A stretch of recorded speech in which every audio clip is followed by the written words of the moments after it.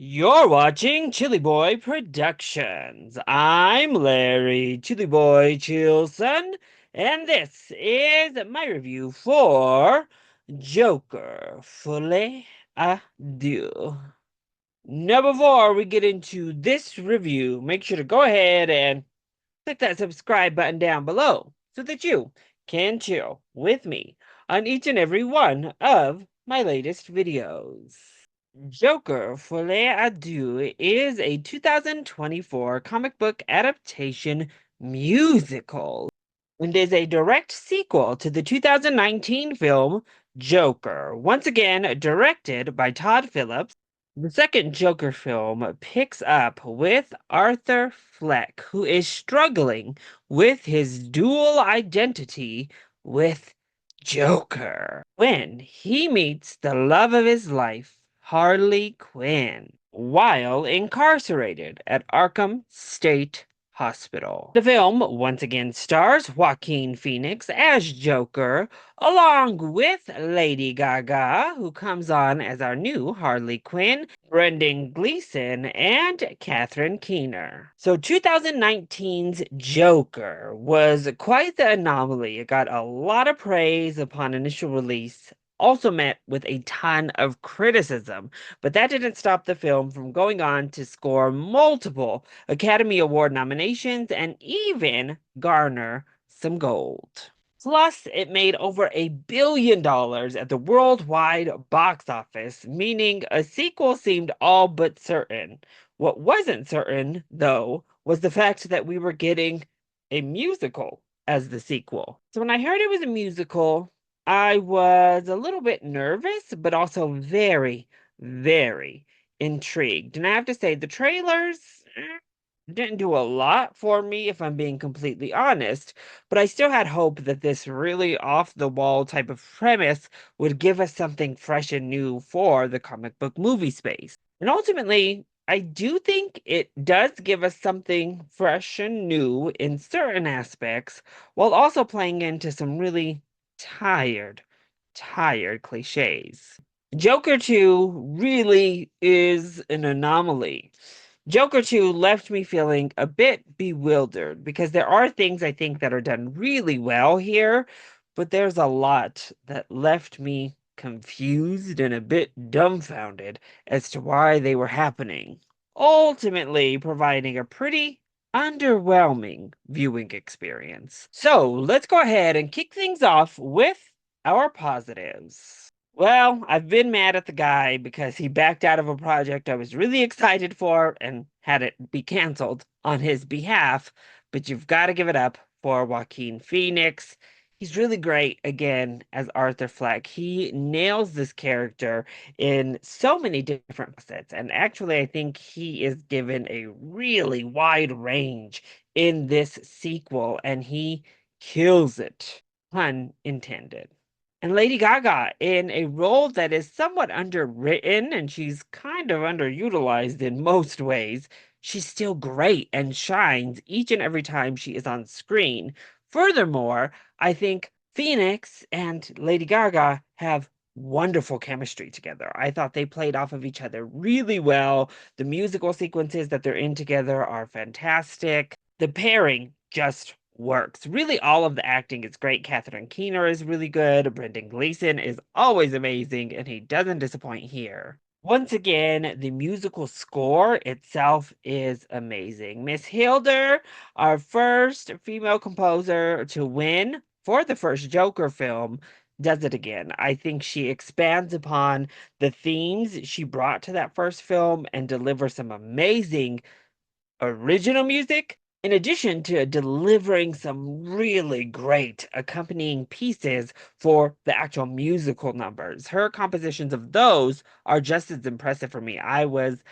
Oh, in IMAX, her score just shook me to the core. And I think a lot of the serious moments actually work quite well. They hit you in the emotions, they kind of get to the root of what the first Joker was trying to get at, what this Joker kind of, maybe, is trying to get But we get these moments with Arthur that are really poignant And yeah, that has a lot to do with Joaquin's amazing performance, but some of these courtroom scenes are fantastic. Some of the jail scenes are fantastic. Even some of the musical scenes are very nice as well. When the film sits in the same tone as Joker did, I think it is by far its most successful. Unfortunately, it doesn't actually sit in that same tone all that often. So that's going to go ahead and lead us to the negatives. Well, my biggest negative is just the ending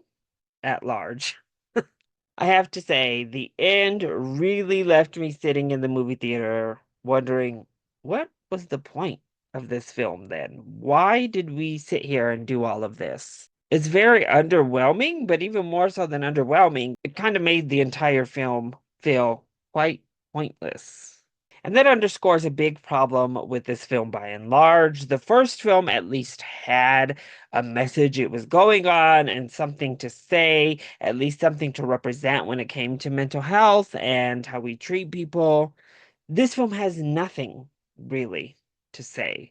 It's not building up off of any sort of base, and really, it kind of flies in the face of a lot of what that first film tries to represent. So we're left with a lot of confusing, muddled moments throughout the movie because we have grandstanding that then is immediately gone back on. As for the musical aspect, I think it's all the worse for it, to be honest. I commend this film for trying something new and giving us something fresh, something different in that aspect, but it really kind of felt cloying, honestly. Many times you're watching and they'll break out into song and you're like, huh, why are we doing this?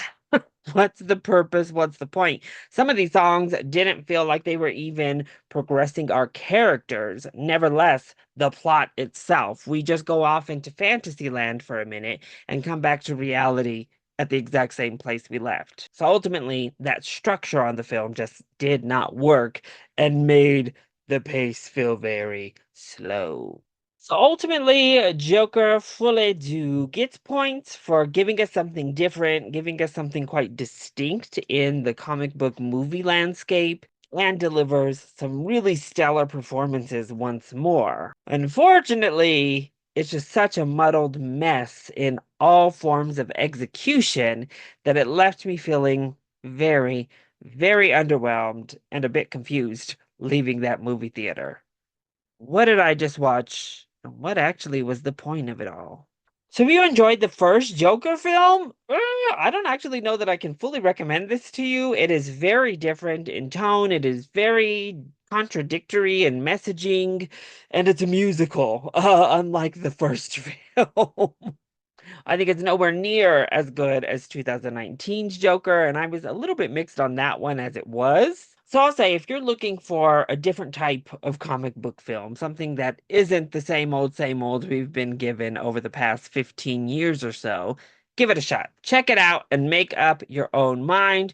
If you enjoy dark nihilistic style musicals, this might be right up your alley. Otherwise, if you didn't like that first Joker in the first place, if this idea just seems bonkers to you, wait until it's on streaming, or you might even be able to just skip this all together. So, that was my review for Joker Folie Deux. I hope you enjoyed it. If you did, go ahead, click like down below and subscribe to the channel so that you are always up to date on all of my latest videos. Also, join in on the discussion. Did you also check Joker out at this IMAX Fan Early Access? Or are you just excited to see this once it hits theaters? Let me know all of your thoughts and comments either in that comment section down below, or you can hit me up on Twitter.